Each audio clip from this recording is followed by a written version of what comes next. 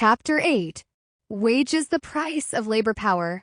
Essential nature of wages. Labor power is a commodity with value. Under capitalism, workers sell their ability to work, labor power, as a commodity. Its value is determined like any other commodity. Wages are not the price of labor. Wages are actually the price of labor power, disguised as the price of labor. This is because capitalists pay wages after labor is performed, and often based on time worked or output, creating the illusion that all labor is paid for. The illusion hides exploitation. This misconception obscures the fact that workers produce more value than they are paid for, with the surplus going to the capitalist as profit. This is the essence of capitalist exploitation. Labor itself has no value. Attempting to assign a value to labor leads to a circular definition. It's the worker's ability to labor power, that has value. Wages mask unpaid labor. Wages create the false impression that all working time is paid for, concealing the division between necessary labor, which covers the worker's cost of living, and surplus labor, which generates profit for the capitalist. Comparison to other systems. Unlike slavery or feudalism where unpaid labor is obvious, capitalism disguises exploitation through the wage system. Basic forms of wages. Time wages definition. Workers are paid based on the amount of time they work, hours, days, weeks, etc. Exploitation. Capitalists can increase exploitation by lengthening the working day, while keeping the daily wage the same, effectively reducing the pay per hour. They can also intensify labor, requiring more effort in the same amount of time for the same pay. Flexibility for capitalists. Time wages allow capitalists to adjust to market conditions. They can extend the working day with overtime when business is good, or reduce hours and implement hourly rates during slow periods, negatively impacting workers' income stability. Disadvantages for workers. Workers lose income when the workday is extended or shortened, and increased intensity can lead to exhaustion and health problems. Piece wages definition. Workers are paid based on the number of items they produce or tasks they complete. Illusion of fair pay. Piece wages create a stronger illusion that workers are paid for their labor rather than their labor power. Intensified exploitation. Capitalists set high production quotas and lower the piece rate when workers reach those quotas, forcing workers to work harder and harder for the same or less pay. Self-supervision. Piece wages encourage workers to push themselves to produce more, reducing the need for direct oversight. Sweating systems of wages. Intensification of labor. Piecework's primary goal. Piecework systems push workers to constantly increase their output, leading to an unsustainable intensification of labor that drains their physical and mental energy. Consequences. This overexertion can lead to health problems and premature aging, but capitalists prioritize profit over worker well-being. Sweating systems. Purpose. Capitalists employ various sweating systems to maintain high labor intensity throughout the workday, extracting maximum surplus value. Scientific organization of labor. This refers to methods like Taylorism and Fordism, which aim to increase efficiency and output by breaking down tasks, standardizing procedures, and setting strict quotas. Taylorism method. Analyze the most efficient workers' movements, set strict time norms for all workers, and use bonuses and penalties to enforce those norms. Effects. Transforms workers into automatons, exhausting them physically and mentally. Lenin called this a scientific system of squeezing out sweat. Fordism method. Utilizes assembly lines with increasing speeds and sweating systems of wage payment to maximize output. Effects. Leads to rapid worker burnout and high turnover, with workers discarded when they can no longer keep up. Other exploitative systems. Gantt, Halsey, Rowan systems. These are variations of Taylorism and Fordism that use different bonus structures to incentivize and intensify labor, ultimately leading to lower wages relative to the effort expended. Profit sharing. A deceptive tactic that lowers wages while promising a share of profits, ultimately paying workers less than they would have earned under normal wages. Capitalist goals: maximize surplus value. All these wage systems aim to extract as much surplus value as possible from workers. Weaken worker resistance.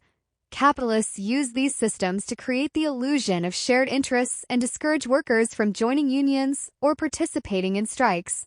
Nominal and real wages. This section explores the different forms of wages and how they function under capitalism. Wages in kind. Early capitalism. In the early stages of capitalism, it was common for workers to be paid partly in goods like food and shelter, along with a small amount of money. Survival in modern capitalism. While less common today, wages in kind still exist in some sectors like agriculture, certain industries in capitalist countries, and in colonial or dependent countries. Forms. This can include things like company-provided housing with exploitative rent, or being forced to buy food on credit from a company's store. Dual exploitation. Wages in kind allow capitalists to exploit workers both as sellers of labor power and as consumers. Money wages. Dominant form. Money wages are the primary form of payment in developed capitalist economies. Nominal versus real wages. Nominal wages: the amount of money a worker receives. Real wages: the actual purchasing power of those wages, taking into account factors like prices of consumer goods and services, rent costs, taxes, frequency of unemployment or underemployment, number of dependents the worker supports, length of the working day, and intensity of labor. Distortion of wage data. Bourgeois statistics.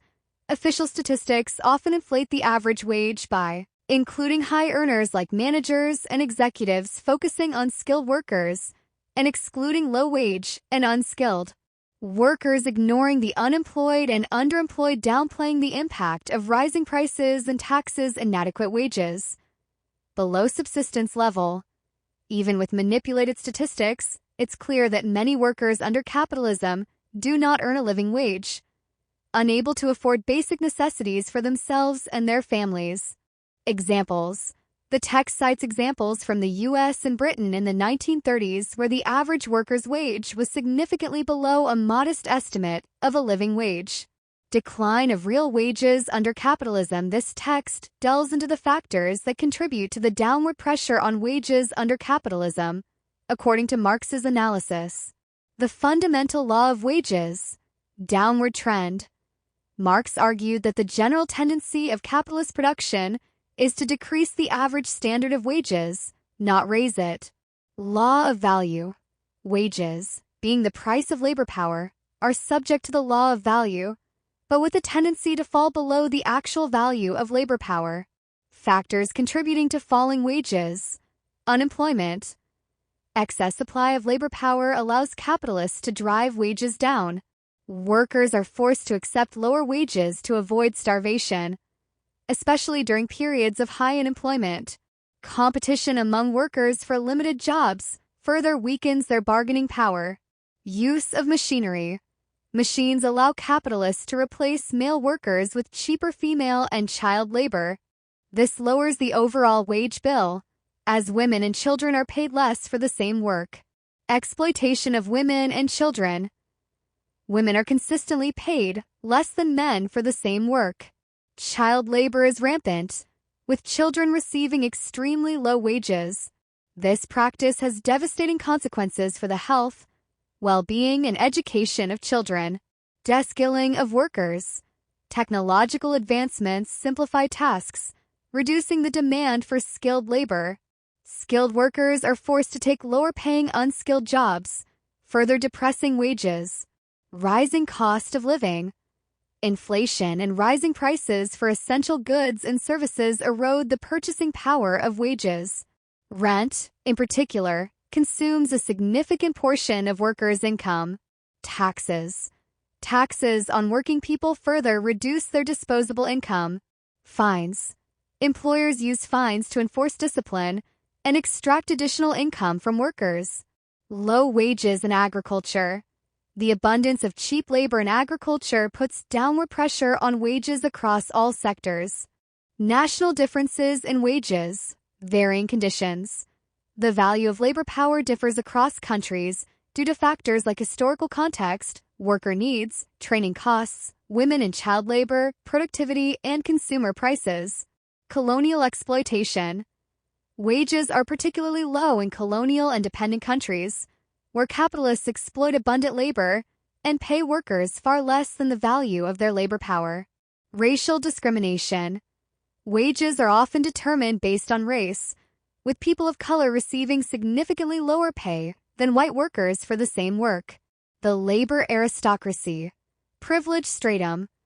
The bourgeoisie fosters a small group of well-paid workers, creating a labor aristocracy that enjoys better conditions than the majority of workers. Divide and conquer. This privileged group is used to divide the working class, promoting class collaboration and undermining efforts to improve conditions for all workers. The struggle of the working class to raise wages as a battleground. Class struggle. The actual level of wages in any country is determined by the ongoing power struggle between the working class, proletariat, and the capitalist class, bourgeoisie. Limits. While this struggle influences wages, there are limits to how far they can deviate from the value of labor power. Minimum and maximum limits of wages. Minimum limit. Wages cannot fall below the level needed for a worker to physically survive and reproduce their labor power. Falling below this leads to a decline in worker health, shortened lifespans, and increased mortality rates. Maximum limit. The maximum limit of wages is the actual value of labor power, meaning the full value of what the worker produces. The closer wages get to this limit depends on the strength and organization of the working class. The struggle for higher wages. Capitalist goal. Capitalists constantly seek to reduce wages to maximize profits, even pushing them below the minimum subsistence level. Workers' resistance. Workers fight against wage cuts and strive for higher wages, a guaranteed minimum wage, social insurance, and shorter working hours. The role of the state. The capitalist state generally supports the interests of the capitalists, opposing the workers' struggle for better conditions. The rise of organized labor. Trade unions. Workers form trade unions to collectively fight for their economic interests. This allows them to negotiate from a position of strength rather than as isolated individuals. International solidarity. As the class struggle intensifies, trade unions form international associations to increase their power and coordinate efforts. Capitalist countermeasures. Capitalists respond by forming their own associations, bribing union officials, breaking strikes, dividing workers, and using state repression to suppress the labor movement. Strikes as a weapon. Effective tool. Strikes are a powerful weapon for workers to demand higher wages, shorter hours, and better working conditions. Growing participation. As class contradictions deepen, millions of workers engage in strike actions. Winning concessions. Determined and persistent strikes can force capitalists to meet workers' demands. Limited gains. Concessions from the state.